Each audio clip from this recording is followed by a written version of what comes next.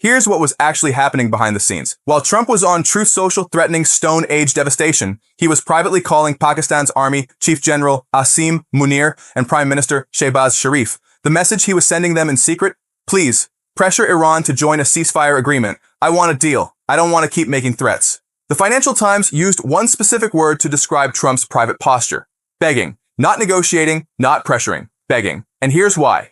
3 things broke Trump's position completely. First, Iran didn't fall. Trump went into this war genuinely believing the Iranian regime would collapse within days. Netanyahu told him it would from day one. Every deadline Trump set came and went. 48 hours, then 10 days. Then a ceasefire offer, the regime was still standing, still firing, still holding the straight. Trump was shocked. That's the word sources used. Shocked that Iran survived everything America threw at it. Second, oil prices. The Strait of Hormuz closure stopped being an abstract geopolitical problem the moment Americans started paying more at the gas pump. Every dollar added to a gallon of fuel is a political problem inside the United States. Trump's approval rating is tied to the economy. The economy is tied to energy prices. Iran had its hand directly on that lever, and it wasn't letting go. Third, Trump tried to build a coalition to forcibly reopen the strait. He went to European allies, he went to Gulf partners, nobody joined. No Western nation was willing to participate in a military operation to open the strait when the risk was direct confrontation with Iran at full intensity. Trump was alone, and he knew it. So here is what the timeline actually looked like now that we know the truth.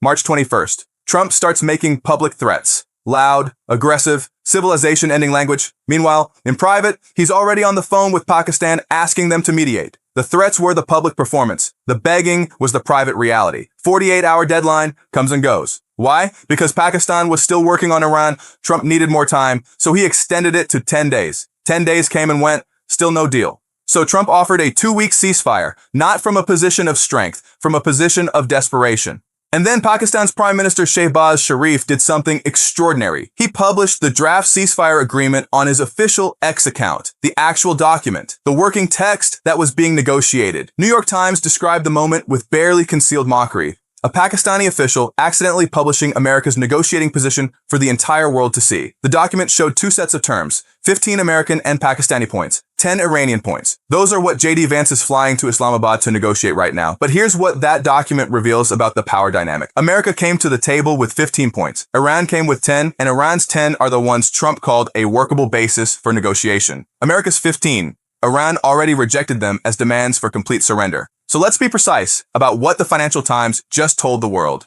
Trump's public threats were a performance. Every deadline was theater. Every countdown was designed to look strong, while Pakistan quietly carried messages back and forth begging Iran to give Trump a way out. Iran didn't collapse. Iran didn't surrender. Iran waited, absorbed everything, and then handed America a 10-point document and said, "These are our terms." And Trump said yes. The man who said a whole civilization will die tonight. The man who threatened no bridges, no power plants, Stone Age, was simultaneously sending private messages through Pakistan's military asking Iran to please accept a ceasefire. 2 completely different realities. One on Truth Social, one in the back channels. Only one of them was real. Talks continue in Islamabad today. The ceasefire is holding. Barely. Israel is still bombing Lebanon. Iran's finger is still on the trigger. And somewhere in Washington, a president who was publicly threatening the end of Iranian civilization is privately hoping Iran shows up to the negotiating table. That's not strength. That's the definition of a bluff that got called. Follow for every update as this develops.